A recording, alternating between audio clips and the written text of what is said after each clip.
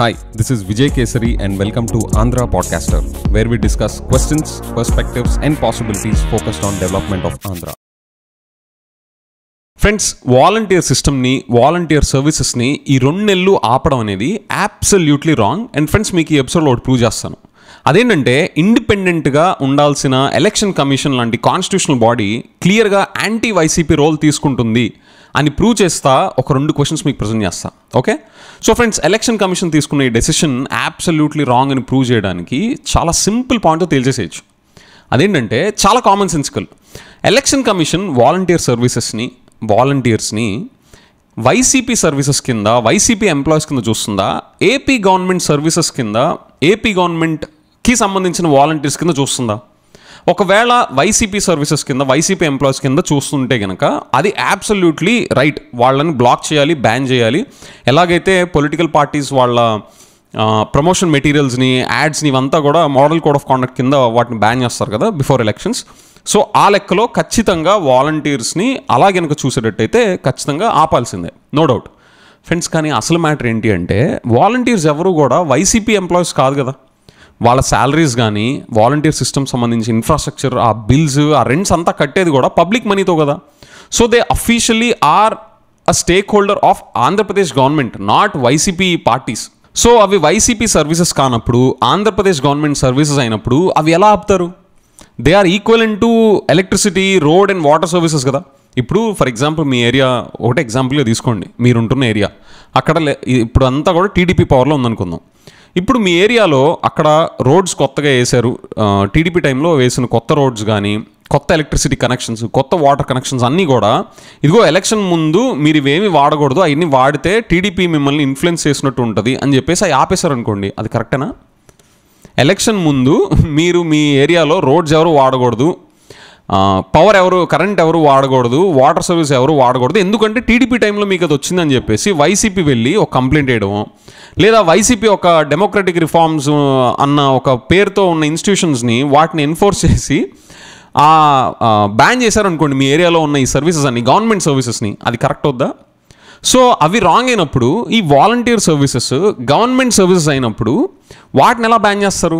So friends, అసలు విషయం ఏంటి అంటే, ఈ వాలంటీర్ సిస్టమ్ అనేది ఒక హెల్దీ పొలిటికల్ ఇన్నోవేషన్. కంట్రీలో ఎవ్వరు కూడా ఇట్లాంటిది అటెంప్ట్ చేయకుండా for the first time ever ఆంధ్రాలో సిటిజన్ సర్వీసెస్ని గ్రాస్ రూట్ లెవెల్లోకి తీసుకెళ్లేలాంటి అటెంప్ట్ ఈ వాలంటీర్ సిస్టంలో జరిగింది. అండ్ అటెంప్ట్గానే ఉండలేదు, అది సక్సెస్ఫుల్గా జనాల్లోకి డెలివరీ కూడా, అంటే గవర్నమెంట్ మనీని, గవర్నమెంట్ స్కీమ్స్ని జనాల్లోకి సక్సెస్ఫుల్గా తీసుకెళ్ళగలిగింది. Okay, this is for the first time ever in the country, whole ఇండియాలో. ఓకే, అండ్ మనమంతా ఎక్సెసివ్ వెల్ఫేర్లో మునిగి ఉండి మనకి అసలు డెవలప్మెంట్ మీద మన సత్తా ఎంత ఉందో మనం చూడం. కానీ మన ఆంధ్రాకి చాలా ట్రాక్ రికార్డ్ ఉంది ఇలాంటి చేయడంలో. మీరు recent examples AP Transco, AP SRTC, ఇంకా బోలెడు. మనం ఒకసారి వెనక్కి తిరిగి మనం చూసుకుంటే మనం ఈ ఎక్సెసివ్ వెల్ఫేర్లో మునగాల్సిన పనే లేదు, డెవలప్మెంట్లో బేపచ్చంగా పరిగెత్తచ్చు అని మన ట్రాక్ రికార్డే చాలా ఉంది, బోలెడు. సో పాయింట్ ఏంటంటే, ఈ వాలంటీర్ సిస్టమ్ అనేది ఒక పొలిటికల్ ఇన్నోవేషన్. ఫ్రెండ్స్, మీరు ఒకసారి జూమ్ అవుట్ చేసి చూడండి.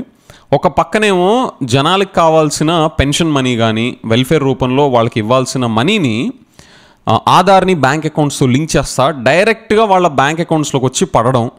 అండ్ ఇంకో సైడ్న గవర్నమెంట్తో ఉండాల్సిన గవర్నమెంట్ నుంచి తీసుకునే బేసిక్ సర్వీసెస్ అన్నీ కూడా మిడిల్ మెన్ ఎవరూ లేకుండా వాలంటీర్ సిస్టమ్ ద్వారా, ఈ గ్రామ సెక్రటేరియట్ సిస్టమ్ ద్వారా every person, okay, every nook and corner of the స్టేట్కి గవర్నమెంట్ సర్వీసెస్ని తీసుకెళ్ళిపోయేలాగా ఈ సిస్టమ్ ఉంటుంటే ఇది ఆ ఎకానమీలో వెల్ఫేర్ సర్వీసెస్ డెలివరీకి మంచిదా కాదా? కరప్షన్ ఎంత తగ్గుతుంది? మిడిల్ మెన్ ఎవరూ లేకపోవడం వల్ల కరప్షన్ ఎంత తగ్గుతుంది? And friends, just like any innovation, okay, మీరు in a free market, not only governments, any free market with any business or any enterprise, ఎవరైతే ఇన్నోవేషన్ తీసుకొని ఫస్ట్ మార్కెట్లోకి వెళ్తారో వాళ్ళకి ఫస్ట్ మోర్ అడ్వాంటేజ్ అనేది ఎప్పటికీ ఉంటుంది. Okay, this is a fact. ఇప్పుడు ఆంధ్ర గవర్నమెంట్లో వైసీపీ పొలిటికల్ పార్టీ అనేది గవర్నమెంట్లోకి వచ్చాక for the first time ever ఇలాంటిది వైసీపీ చేసింది కాబట్టి ఆ బెనిఫిట్ వైసీపీకి వెళ్తుంది. Credit has to be given when it is due, right? So YCP అది డ్రైవ్ చేసింది కాబట్టి, దాన్ని సక్సెస్ఫుల్గా ముందుకు తీసుకెళ్ళింది కాబట్టి ఆ బెనిఫిట్ అండ్ ఇంపాక్ట్ వైసీపీకి వెళ్తుంది. ఇప్పుడు ద అదర్ పొలిటికల్ పార్టీస్ వాళ్ళు లెట్సే నేను ఇప్పుడు ఎలక్షన్ కమిషన్ గురించి మాట్లాడుతున్నాను కాబట్టి లెట్సే పొలిటికల్ పార్టీస్ ఎవరు లేరు కదా దీని వెనక, ఓన్లీ ఎలక్షన్ కమిషన్ కదా రన్ చేసేది. ఒకవేళ హైపోథెటికల్ సినారియో లెట్సే దీని వెనక ఉన్న పొలిటికల్ పార్టీస్ ఇంత మాస్ అపీల్ కానీ మాస్ సపోర్ట్ కానీ వాలంటీర్ సిస్టమ్కి ఉంది, సో దాన్ని వైసీపీ నుంచి దూరం చేయాలి అనేది కనుక వాళ్ళ పొలిటికల్ విల్ అయితే they should take a head on with merits. అంటే and they should also have a big heart. Okay, నిజంగానే వాలంటీర్ సిస్టమ్ అనేది సక్సెస్ఫుల్ మెకానిజం.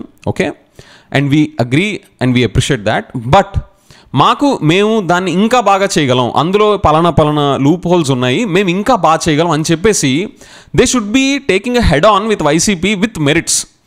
ఇదంతా ఏదన్నా పొలిటికల్ పార్టీ ఈ ఇనిషియేటివ్ వెనకుండి స్కీమ్ రన్ చేస్తుంది అన్న ఎసంప్షన్తో చెప్తున్నాను. నాకు ఫ్యాక్ట్స్ లేవు కాబట్టి లెట్సే ఇది ఒక హైపోథెటికల్ సినారియో కింద పక్కన పెడదాం. అది ఎవరు చేయలేదన్న దానిలో మనం స్పెక్యులేట్ చేయద్దు. ఓకే, అదొక వాట్ ఇఫ్ సినారియో కింద చూసి పక్కన పెడదాం.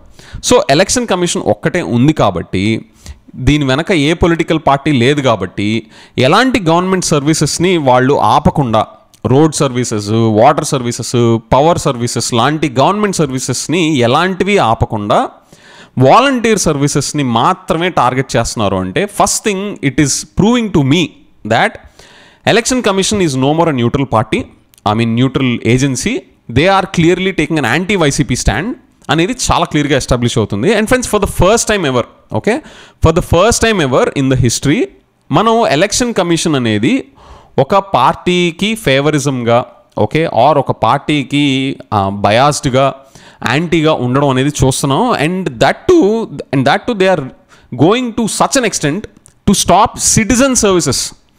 అంటే గవర్నమెంట్ సర్వీసెస్ పబ్లిక్ కోసమే ఉన్నాయి అన్న డెమోక్రసీలో ఈ పొలిటికల్ ఫేవరిజమ్స్లో ఎలక్షన్ కమిషన్ కూడా పార్టిసిపేట్ చేస్తా గవర్నమెంట్ సర్వీసెస్ డెలివరీలో అది అడ్డుపడుతుంది. ఆ గవర్నమెంట్ సర్వీసెస్ని డెలివరీ చేయడంలో కూడా అది కావాల్సి వస్తే అడ్డుపడుతుంది, కానీ వైసీపీకి యాంటీ స్టాండ్ తీసుకోకుండా ఉండదు అనేది నాకైతే అర్థమవుతుంది. ఒకవేళ నాది రాంగ్ అని మీరు అనిపిస్తే who's ever wants to challenge my point of view, please explain.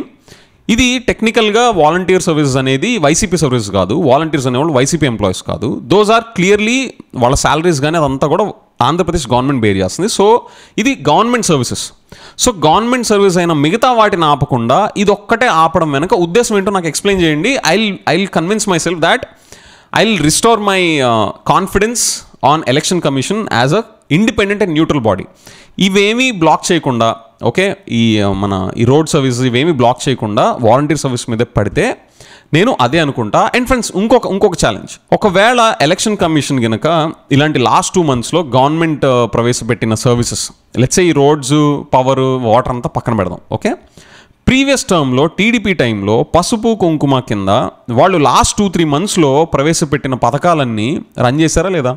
Election period ముందు సేమ్ ఇదే సిచ్యువేషన్లో లాస్ట్ టైము అప్పటికప్పుడు ఈవెన్ ఇన్ఫ్యాక్ట్ వైసీపీ టైంలో ఈ పెన్షన్స్ కానీ వాలంటీర్ సిస్టమ్ అనేది ఎలక్షన్ ముందు స్టార్ట్ అవ్వాల, ఎప్పటి నుంచో చేసుకుంటూ వస్తున్నారు. ఓకే, కానీ టీడీపీ టైంలో లాస్ట్ మూమెంట్లో పసుపు కుంకుమ అని చెప్పి ప్రవేశపెట్టిన స్కీమ్స్ని ఎందుకు ఆపలేదు మరి ఎలక్షన్ కమిషన్?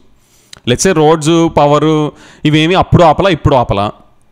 మరి ఎలక్షన్ టైం ముందే సిబిఎన్ గారు టీడీపీ టైంలో ప్రవేశపెట్టిన అలాంటి స్కీమ్స్ ఆపకుండా ఇప్పుడే వీటిని పట్టుకుంటే మీ అందరి గురించి నాకు తెలీదు, నాకు క్లియర్గా ఇదే కనిపిస్తుంది. Election commission is clearly anti YCP. And in fact అసలు ఇలాంటి పొలిటికల్ ఇన్నోవేషన్స్ ఆంధ్రలో జరిగితే అవి లైమ్లైట్లోకి రానివ్వరా?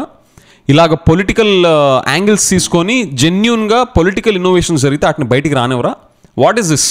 ఒక కాన్స్టిట్యూషనల్ బాడీ అయిన ఎలక్షన్ కమిషన్ పొలిటికల్ ఇన్నోవేషన్స్కి పార్టీ రంగులు, బ్యాడ్ పాలిటిక్స్ని అంటించేసి పొలిటికల్ ఇన్నోవేషన్స్ని సప్రెస్ చేయడం కరెక్టేనా? దానివల్ల జెన్యూన్ సిటిజన్ సర్వీసెస్ని బ్లాక్ చేయడం ఒక ఇండిపెండెంట్ కాన్స్టిట్యూషనల్ బాడీకి కరెక్టేనా? ఫ్రెండ్స్, నాకైతే this is clearly an anti YCP stand కింద ఎలక్షన్ కమిషన్ తీసుకుంది అని అయితే నా కన్క్లూజన్. ఫ్రెండ్స్, మీరేమంటారు? మీరు వాలంటీర్ సిస్టమ్ని ఏ పార్టీస్కి సంబంధం లేకుండా ఒక efficient delivery mechanism to take the government services to grass root levels అనే పాయింట్ ఆఫ్ వ్యూలో చూస్తారా? లేదా వీళ్ళందరూ వాలంటీర్స్ అంతా వైసీపీ ఎంప్లాయీస్, వాలంటీర్ సర్వీస్ అంటేనే YCP services, so election commission చేసింది కరెక్టే అంటారా? Let me know in the comments.